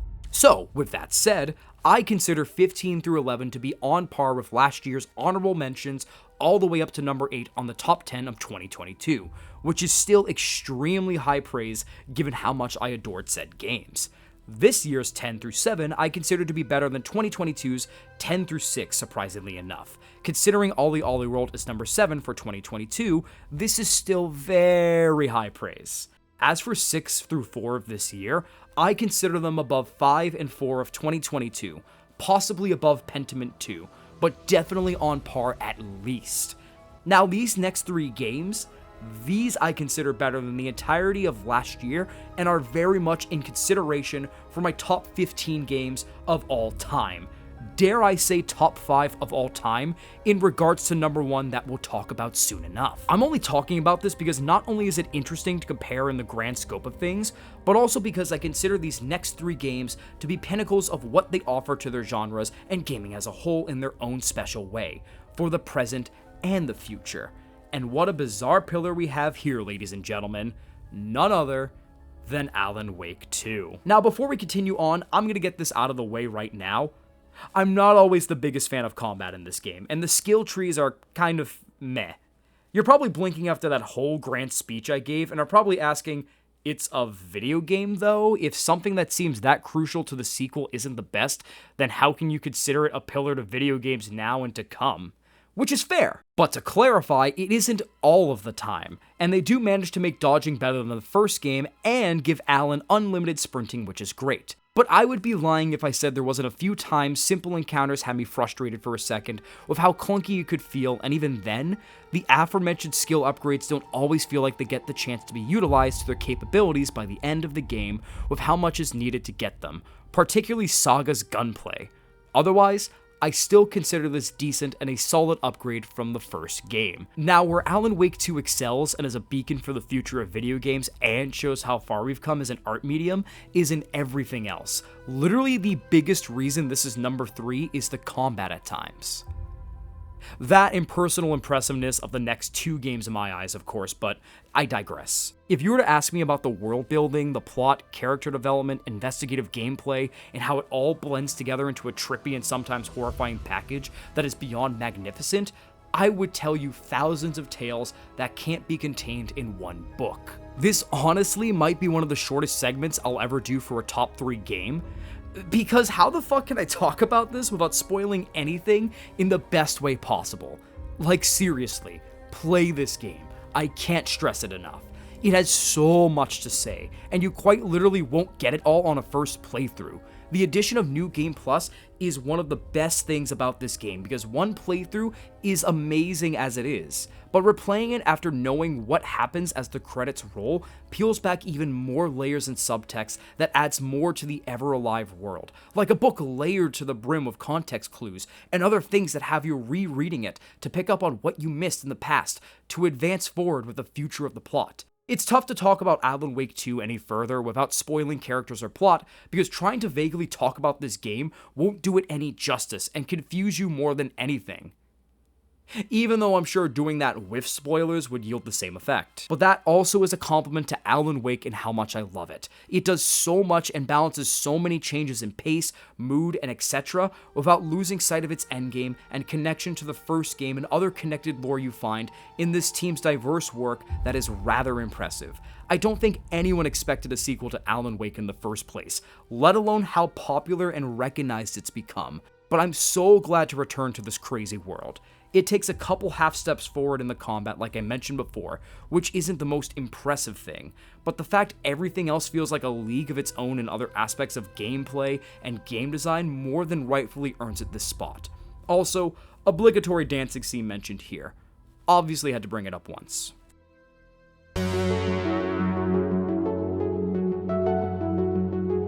If you know me well, it should be no surprise when I tell you that Pokemon is one of my favorite game series of all time, let alone favorite media franchise of all time. I remember liking video games, but never really delving too much into that medium as a kid, until the fateful day that I walked into a Walmart and saw a blue Game Boy Advance along with gameplay of Pokemon. I always bounce back and forth between which one was my first with Fire Red and Ruby, but it doesn't matter because in the end, Pokemon is the whole reason I'm a gamer in the first place. Something about the wonder of the colorful world and completely bizarre but cool pocket monsters spoke to me, and since day one, I've adored this series. But not always to a big extent game-wise. Sure, I get super excited and intrigued when games, main series or sidewise, are announced. And if you've watched me on Twitch, I had a blast playing Legends Arceus and Violet. But for one reason or another, the games don't always capture the same magic like before. I still love the games, but Game Freak's streaky history of decisions and technical polish on the Switch don't always stack up to my favorite moments, even as recently as my romps through Alola in Sun and Moon. With this questionable history for the series, despite still having promising roots planted for the future, it's led to a lot of studios trying not just to mimic the wonder many like me felt playing Pokemon for the first time, but go beyond it. Some have hit the mark well, others not so much, but they all just don't scratch that monster collecting itch and then some that is always promised, including by Game Freak. Until this year, that is. Cassette Beast by Bitten Studios is a monster collecting RPG that I heard about literally a month before its big release, and not only offered to play Pokemon's greatest hits, but add a few of its own in, and not only did I enjoy this mixtape, I dare say it's my favorite of this RPG genre since Sun and Moon. To start off, the entire game is eye candy. Like, you could probably guess from the first half of the name, Cassette Beast aims to capture the nostalgia and wonder of an era long gone by now, the 80s, and it succeeds in the best way possible as someone that loves/indulges in media from there so much. Abandoned malls will obviously have strikingly bright neon colors and patterns that scratch that nostalgic itch for many as far as the early 2000s. But then you look at character models, still art, and even creature designs, and you just get this sense of awe. Everything looks super pretty and pops out in the best way possible, coupled with the fact that sprites in battle look so clean and move in such a refined and clean way that makes every hit you land pack a punch visually. And as for the more abstract beings we'll get into when talking about the story in a second, oh my god. Their unique style transcends everything in the best way possible, and adds to just how Cassette Beast has the most range visually out of every game I've talked about and nails every single one. Now, of course, you're probably asking yourself, well, it's called Cassette Beasts, so clearly there must be an emphasis on music to some degree. How's the music? I'll go into the specifics/importance of music to story in a bit, but first of all, cassettes are capture mechanics, hence the name obviously. Secondly, this soundtrack, this music, without exaggeration, might be my favorite soundtrack of the entire year. Rolling guitars, booming drums, powerful vocal work by Shelby Harvey, and beautiful synthwave backings combine into one rocking soundtrack. Hell, even the calmer songs like the title screen and Wherever You Are Now add so much atmosphere to the game, and are beautifully mixed by Joe Bayless as a whole. And the best part? There are instrumental and vocal mixes of many songs, but again, all in due time. But whether you prefer the musical talent of Joel alone or backed by the ever-amazing Shelby, you can't go wrong with any song in this game, and will find your favorite in no time. And probably indulge in buying a record and cassette tape of the game's soundtrack like I did, but, you know, worthy price to pay for good shit, right? Which brings me to the main attraction of a monster-catching game, the battling and taming of these collectible little critters. Without a doubt, Cassette Beast soars in its gameplay by keeping the core appeal of Pokemon intact, but building and branching off in the slightest and most clever of ways. Not like a remix, but more like a cover of a song. And trust me, this is the very rare case where the cover is better than the original song. For example, you have type advantages and disadvantages still, but not in just double or half damage. If you play your cards just right, you can cause debuffs and buffs. With over 14 types, there are a lot of buffs and debuffs to remember. I completely acknowledge that it can be overwhelming at times for newer players to the genre, and in tough battles for beasts you've never seen before. But I personally don't mind the amount to work with because it keeps you on your toes and you have to still learn and remember how everything works instead of just cheesing your way through battles on levels alone. You could fuck around by choosing to battle with a poison beast, but you will find out if you hit a metal enemy head on and give it a poison touch buff, rendering any physical attacks aimed at you or by you to be deadly with a poison ailment attached. But on the flip side, if you remember that lightning beasts can cause air beasts to be conductive, you can use that to your advantage and aim one lightning attack at them, and then focus your zapping moves on another beast while doing residual damage to the conductive one. And did I mention that every buff and debuff lasts for a certain amount of turns, but you can stack them up if you play your tape right? Because that's an added bonus if you're clever enough. This is just a small portion of the type of cool shit you can do in Cassette Beasts to make the battle even more strategic and layered, along with wall moves that can buy you time to set up more powerful combos with AP. That's right, gone is the PP, and in its place is AP that builds up slowly turn after turn. Yet another good tweak to the core battle experience that makes it so accessible and addictingly fun to play around with, making you earn those powerful moves you gave your companions instead of just trying to spam to win. It all feels organic too as you go through the game. I never felt like battles were forced to be longer than they should be because enemies also smartly play this risk and reward system too, making you lock in and study everything. You'll have to lock in regardless because another clever addition is the fact that you, the tamer, are quite literally thrown into the heat of battles. Remember in Legends Arceus when wild Pokemon could throw hands with you? That's an entire mechanic expanded upon in this game because to use beasts means that you become them by pressing play on your cassette tape.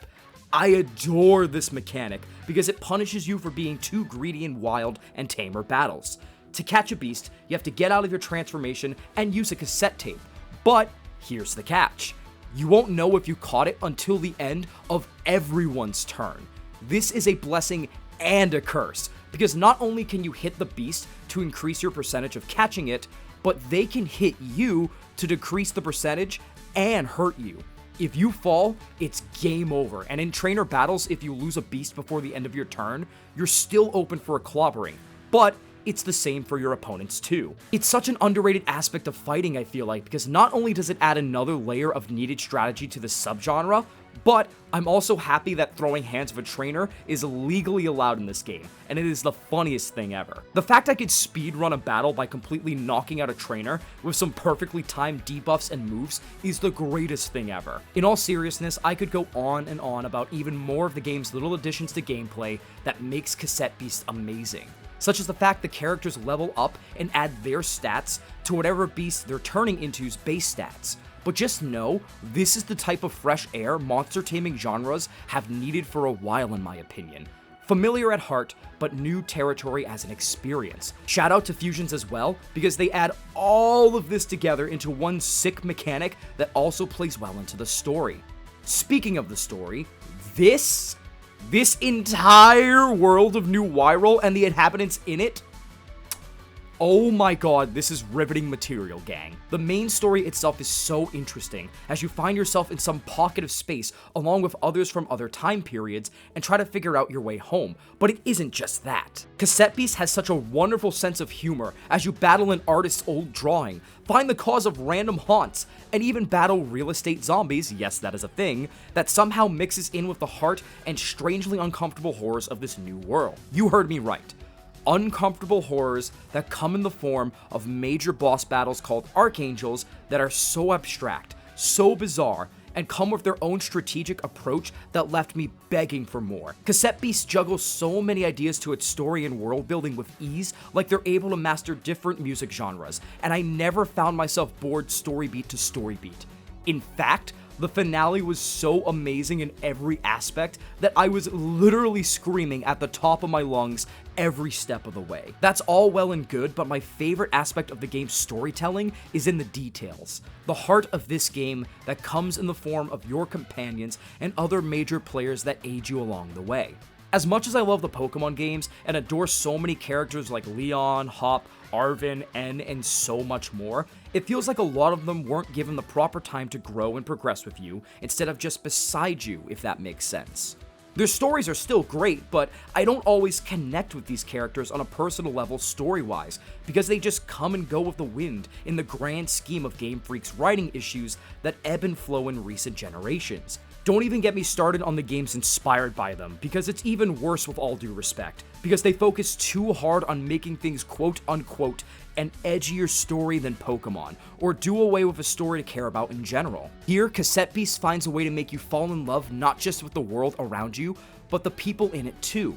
Everyone is just as confused as you are and carries their own baggage, and the more you work together with them, the closer you get, which can lead to romancing should you choose, but more importantly, it leads to companions like Eugene growing with you and learning to have faith not just in others, but themselves, and resolve what holds them back from being their true potential as a tamer, but more importantly as a person. Whether it's starting out their story quest or simply chatting it up in a cafe, your companions always have a chance to grow with you at every turn instead of just showing up every once in a while, and it feels organic and properly handled across the board. I was tearing up so much at the end of the story, because even if I barely used some companions compared to others, I grew attached to all of them, and felt like we all truly did come out better and stronger by the end of the game. And this newfound strength in the story weaves its way beautifully into the gameplay as well, combining everything I love about the story and gameplay into one. Remember earlier when I mentioned there were instrumental and vocal versions of so many songs? Well, in the heat of battle, they all start out as instrumentals, but should you choose to fuse with your partner, you unlock the vocals, which feel symbolic to the story, because sure, you're great and can stand on your own 2 feet, just like the basic musical composition of the soundtrack, but when you combine with that missing piece that makes you even better, it's just pure bliss. And of course, the more you fuse and grow together, the better your fusions do in battle, which rewards you literally for taking part in this lovable cast's crazy shenanigans. Combining the gameplay elements with the thematics of your story is one thing that I give a round of applause to. But to weave it in with the music too and make everything come together so smoothly, ooh baby, that's worth a standing ovation and a half. That's innovative design that can really push the envelope for games that want to follow this path Byte Studios laid out for themselves. And again, that finale. Oh man, does it bring it all together. Of course, not every track on this tape is a hit. Again, I personally don't mind all the types and stat ailment stuff, but I totally understand that it can be overwhelming for a lot of audiences to understand. Secondly, while I did find this game as a solid challenge, there were times that I did feel like battles ended a little easier than I thought they would. Now granted, that's because Ranger Captains don't just focus on types, but also building teams on status ailments, which, again, A+ for creativity. But the Archangels is a different story. Those I expected to be a challenge no matter how I structured my team. It wasn't frequent at all, and I'm very certain the way I structured my team has a part in it, much like any monster taming game with such variety and ways to play, but it is something worth noting for my playthrough. Third, power-ups that you can use in this world aren't always the best to handle, gliding especially at times. Thankfully, you don't always need to platform or do long puzzles that ruin the immersion, but there were times I clearly made it or landed on the edge and it just doesn't count. And finally, this game is nearly spotless technical-wise. But early on, before some patches, there were many times the game froze and loaded for a few seconds as I went in and out of town into open fields, which I found completely bizarre for a game of this size. But even then, those are my only major complaints, and 2 of them can be chalked up to just how I played the game. Depending on how you play, you may not even have those issues in the long run. With these complaints in mind, they don't impede on my enjoyment of this game in the slightest. Cassette Beasts is the evolution of the monster catching genre that I have been waiting for, whether I knew it or not in some aspects. I know I keep making music comparisons, and I'm really not trying to be funny, I promise for once. But this does feel like a timeless classic that plays hit after hit without ever missing a big beat. It shows how high you can go in this RPG subgenre, while making sure you can't unbuild the bonds that you made with such a great cast wherever you are now in life after rolling the credits. Innovative, colorful, energizing, and never lacking in wonder are all ways I can describe Cassette Beasts and then some.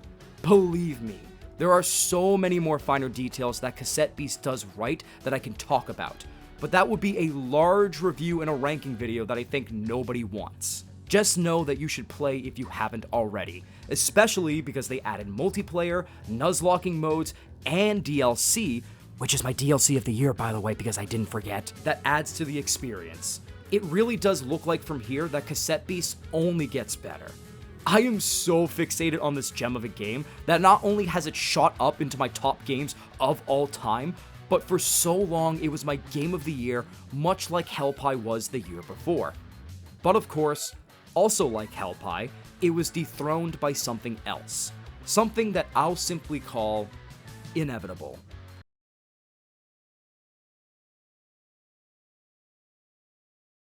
Look, I'm not going to sit here and try to build suspense for my number 1 slot, because you probably know what it is, I know what it is, he, she, they know what it is, so no segue or hyping up the entry. Let's just cut right into the heart of Baldur's Gate 3. My game of the year. First of all, because I can hear this already, boop, hold on, Dimension. You said you couldn't faithfully put Octopath Traveler 2 into your top list because you didn't finish all the stories. Baldur's Gate is quadruple million somethings that of Octopath, and it's your number 1? That's not fair. And in a way, I get it. That's totally valid. But the way I judge it now, and I realize this the more ambitious games get already a year after my 2022 ranking, is that I have to beat most of, if not all of, the main story. Octopath Traveler 2 is 8 main stories that lead to a finale that ties it all together, while Baldur's Gate 3 is 1 main story with different approaches to the devil in the details of this tale. I do not need to play and romance every companion or story beat to get the general grasp of the bigger plot and conflict at hand, unlike Octopath, where all these stories seem harmless on their own at first, but eventually do all tie together. I hope this makes sense, and I don't expect this explanation to change your mind. That's just how I see it, and I totally respect where you're coming from, because again, Octopath Traveler 2 is still fucking fantastic, and will probably knock off an entry in the top 10 when I finish everything in the game. Secondly, let's get the detractors out of the way, and one of the biggest ones is that this game is pretty polished, all things considered, but every once in a while, my character will suddenly be invisible, the camera won't cooperate sometimes, and there was one time in the Forge in Act 1 that 3 of us rose back up after making Mithril armor, while the other one was stuck in the pits of hell and couldn't escape.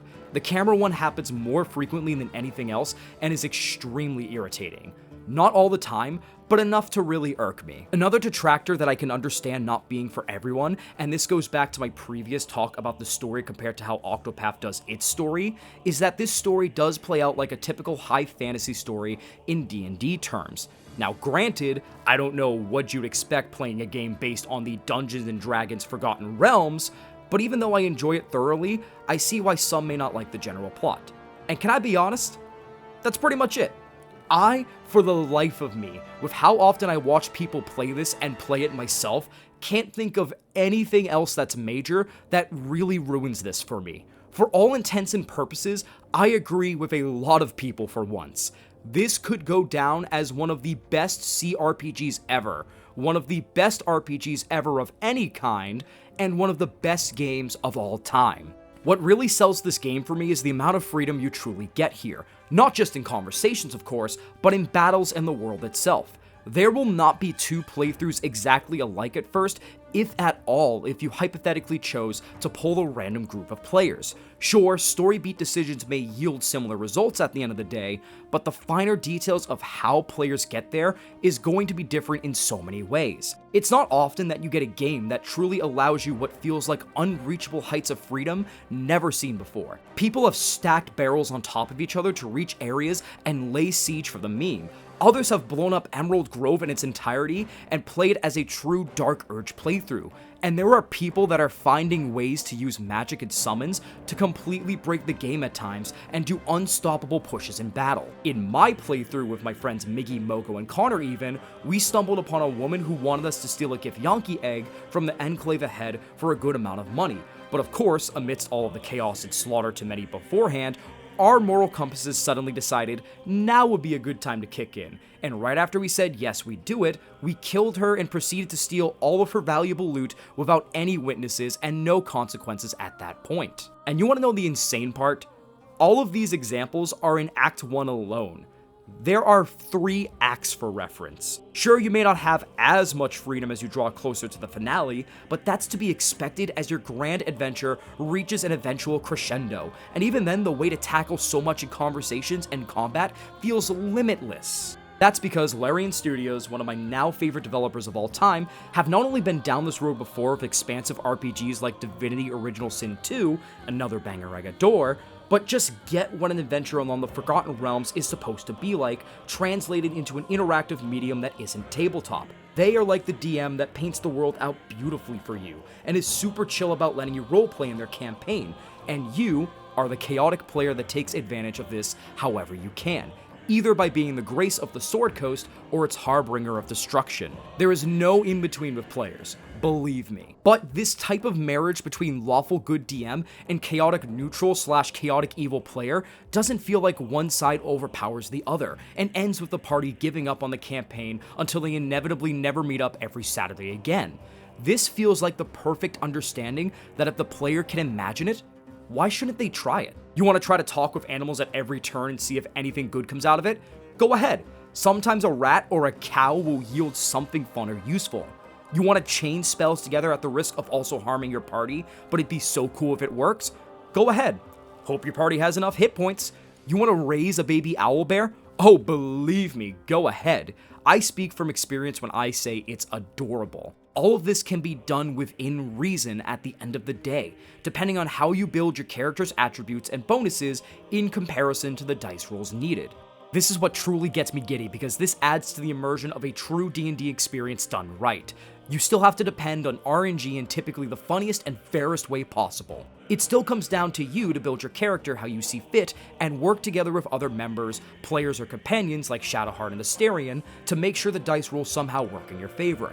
Whether you're trying to inevitably bang your favorite character, Shadowheart, intimidate a bunch of orcs into letting you pass, or even negotiate with trolls on being summoned by you for no cost at all, it all still comes down to tried and true RPG RNG in the charming form of D20 rolls. Giving RNG a palpable form for players of all experiences to see not only adds to the tabletop-inspired charm, but also makes it a lot less intimidating or annoying. Sure, it is super annoying or sad when you fail to charm somebody, or somebody keeps missing their hits even though they're a fighter and you've seen them land 3 critical hits in a row with no issues, so why are they fucking it up now with a dragon breathing down our fucking neck? But giving players the opportunity to see Lady Luck either work with them or against them is so engaging and makes any situation fun.